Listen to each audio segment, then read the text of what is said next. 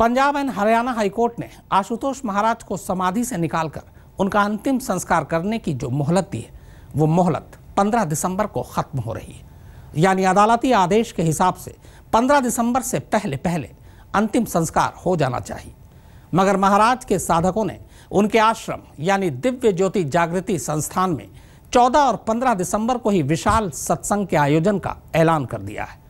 अब सवाल ये उठ रहा है कि क्या ये सत्संग अदालती आदेश को रोकने के लिए है? पहली तस्वीर, हिसार के सतलोक आश्रम की ये तस्वीरें अभी आपके जहन में ताजा होंगी। तस्वीरें उन दिनों की जब अपने गुरु संत रामपाल को पुलिस और कानून के शिकंजे से बचाने के लिए उसके समर्थकों ने कानून ही हाथ में ले लिया था। दूसरी तस्वीर, लेकिन अब खतरा हिसार से तकरीबन 270 किलोमीटर दूर जालंधर के इस दिव्य ज्योति जागृति संस्थान में वही कहानी दोहराए जाने की है। फर्क बस इतना है कि हिसार में एक जिंदा शख्स को गिरफ्तार करने के लिए पुलिस को करोड़ों रुपए फूंक कर कई दिनों की मशक्कत करनी पड़ी, जबकि यहाँ एक मुर्दा संत की लाश आश्रम से बाहर निकालने के लिए पुलिस को शायद वैसी ही कार्रवाई करनी पड़ेगी।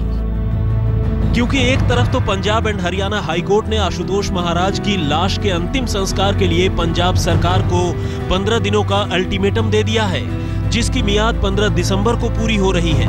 वहीं दूसरी तरफ महाराज के साधकों ने उनके आश्रम यानी दिव्य ज्योति जागृति संस्थान में 14 और 15 दिसंबर को ही विशाल सत्संग के आयोजन का ऐलान किया है।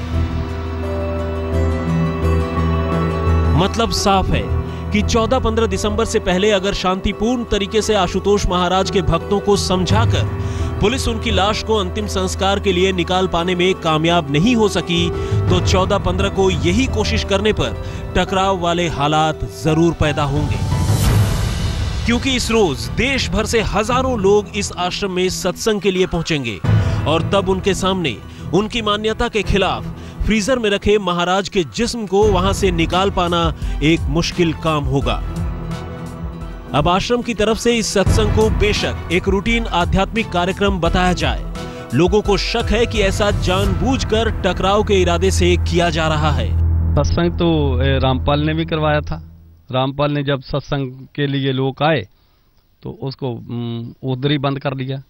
तो 14 तारीख को क्या रखने की लोड़ थी? पहले भी रख सकते हैं, उस तो बाद भी 15 तो बाद भी रख सकते थे, संस्कार से बाद में भी रख सकते थे। सत्संग ये मतलब है कि आज रामपाल वाला ही तर्ज से ये काम कर रहे हैं। वैसे कहा तो ये भी जा रहा है कि हाईकोर्ट के इस नए आदेश के बाद से ही दिव्य ज्योति जागृति संस्थान ने असलहे जुटाने और अपनी सुरक्षा और कड़ी करनी शुरू कर दी है।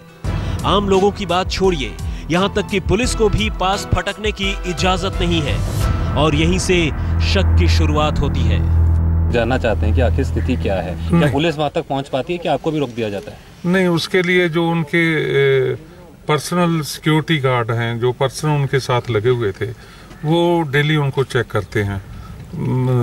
वो ही हमें फिर रिपोर्ट करते हैं भी क्या सिचुएशन। आपने जाने की कोशिश भी नहीं की और आप गए भी नहीं है? नहीं, मैं ऐसे देखो, ये धार्मिक मैटर है, उनका अपना उसमें आस्था है, तो ऐसी किसी की भी धार्मिक भावनाओं को हम नहीं ऐसे करते। हालांकि आश्रम प्रशासन की माने तो हाईकोर्ट के फैसले के बाद आश्रम की सुरक्षा बढ़ाए जाने की बात बेबुनियाद है।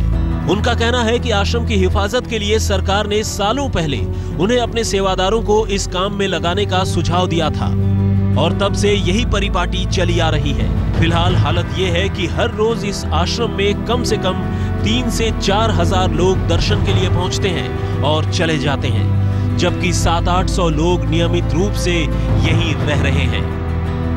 वैसे जो आना जाना है का वो कितना है? आना जाना 3000 के करीब आते जाते हैं, लेकिन 500 के से 700 तक के करीब। ऐसे में एन हाईकोर्ट का अल्टीमेटम पूरा होने के वक्त आश्रम में सत्संग के आयोजन से यहाँ लोगों की भीड़ लगनी तय है और ये भीड़ शासन प्रशासन के लिए मुसीबत की वजह साबित हो सकती है।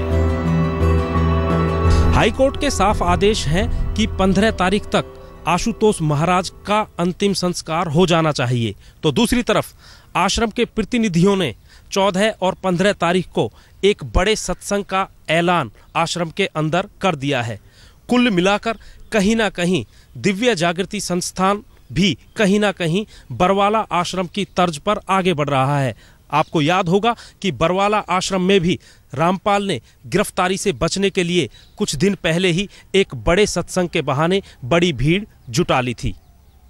परमजीत सिंह रंगपुरी के साथ सत्येंद्र चौहान, जालंधर, आज तक।